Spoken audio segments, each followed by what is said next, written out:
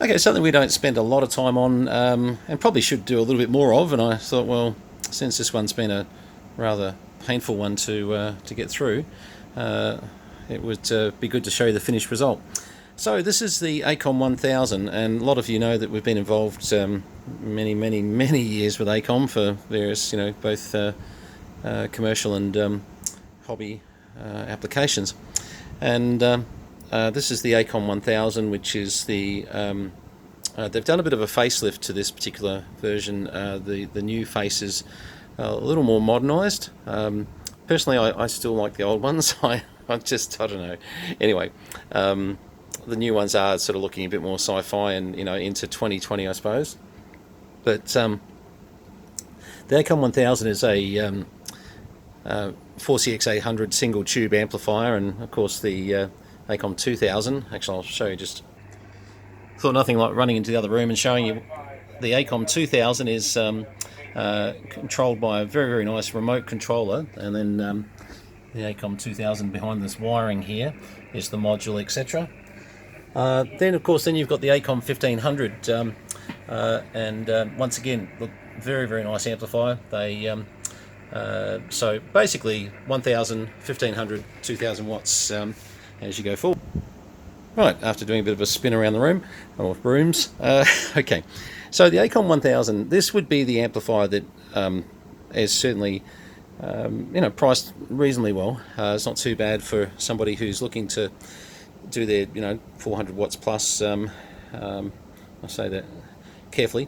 Depending what country you're from, different countries have got different limits, and at the moment we've got a ridiculously low one. We sell these into New Zealand, and they sell like hotcakes over there. But anyway, but the Acom 1000 is probably the worldwide would be probably the largest moving amplifier in Acom's range at the moment. Sits around that sort of 5k area, Australian dollar. Excuse me. And but don't get me wrong, there's a lot of amplifiers on the market, very competitive right now. We deal with a lot of solid state amps as well, and Acom makes solid state amps, etc. So that's all good. Anyway, so much for the slight sort of briefing on what Acom do. Look, I've always been really happy with my Acom amps. I just think they're brilliant. But look, I'm biased. There's no question about that. So don't listen to me too much in regards to if you're looking at other brands, particularly OM. I've got a lot of time for OM amps. I think they're really great. Mate of mine, Chris Dimitrovich, VK3AHR is a dealer for those, and they're a chunky amp as well. Similar sort of design in the way that everything's overbuilt. So. Nice valve amps. So basically on the system here, you've got metering that, let's make sure this is showing up okay. To be honest, it does look a little bit, yes, I'm not getting my camera the right angle. That's better. Okay, so sorry about that.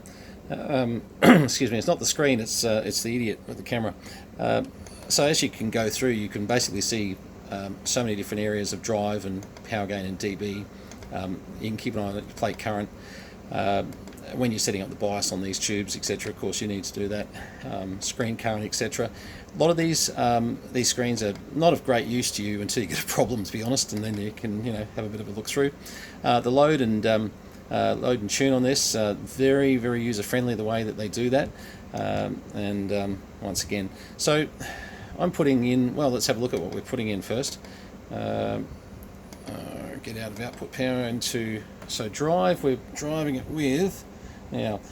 Keep in mind these will protect a little bit high end drive. I would have thought actually. Let's just tone that down just a little bit.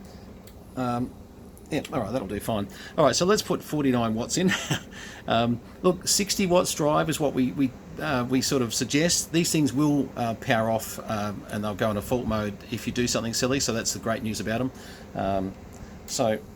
All right, so 48 watts. So then we go back to our output power and say, all right, 48 watts can give me 626 watts.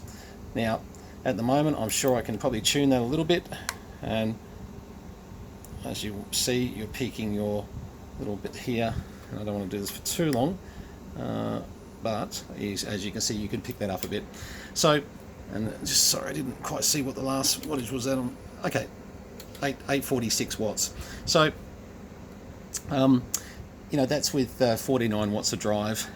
So you can see that on sideband you're going to get your 1000 watts. I mean, I can very quickly just hit this and just show you just the ability to just kind of zap that up a bit. And as you can see, you can get too much input power into it there.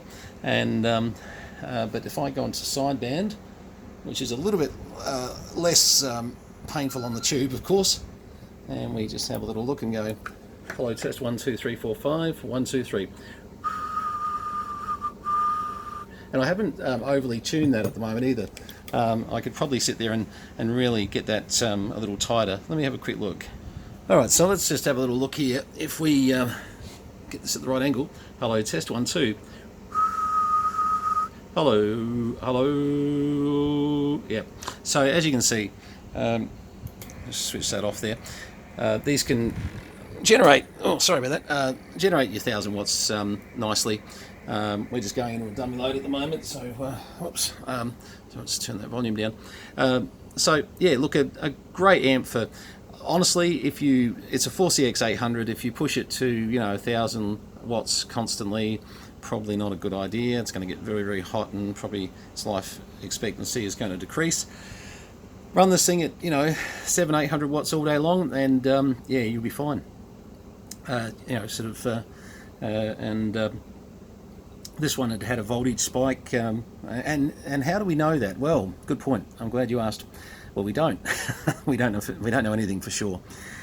We look at the when I actually go back into, well, actually I've got to go into off mode to get into some of the technical modes, but there's some hidden fault code modes and bits that you can look in these, and they can tell you so much. They really can.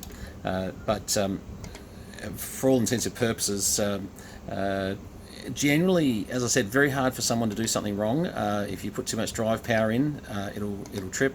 SWR, if it's ridiculously stupid, it'll trip. You know, if it sees massive reflected power, it'll trip. You know, so it's, once again, you know, as you go through, there's quite a lot of different ways that the Acom is able to protect itself.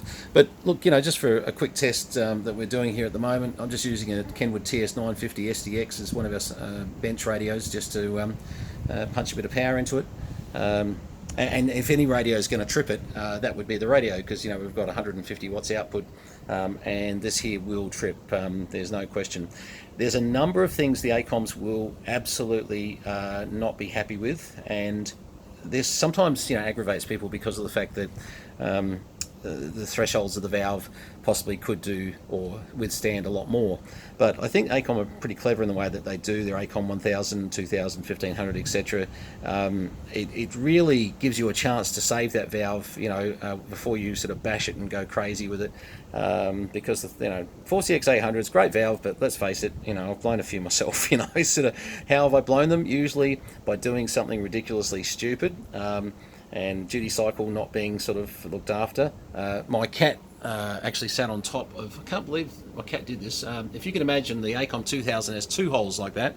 My cat decided to fall asleep on it, and the temperature just you know, must have changed on the valve to the degree where excuse me, the valve just didn't like it. It didn't actually show a protect mode or a protect fault when it happened. It was a real weird one, to be honest, because we were expecting that you know, it would have stopped the flow. Now, obviously, when you run into your cat and you say get off, you really don't know exactly where it was. You just see the white fur. So we're not sure what happened on that day, but we do know that it sort of was a bit of an expensive day in valves. But so keep your you know, like, and this is something that gets. I was at a mate's place recently, and pretty much he had an amplifier just under a piece of timber, like so, you know, right under it. Now that was giving it about that sort of distance to ventilate. And I said to him, I said, look, they, you know what? In theory, they'll take that, you know, and keep an eye on your temperature, but it would be so much better if that could flow, you know, sort of beautifully, and just, you know, be able to actually breathe a bit better. And so, you know, obviously keep that in mind a bit. Anyway, we'll keep running this one here.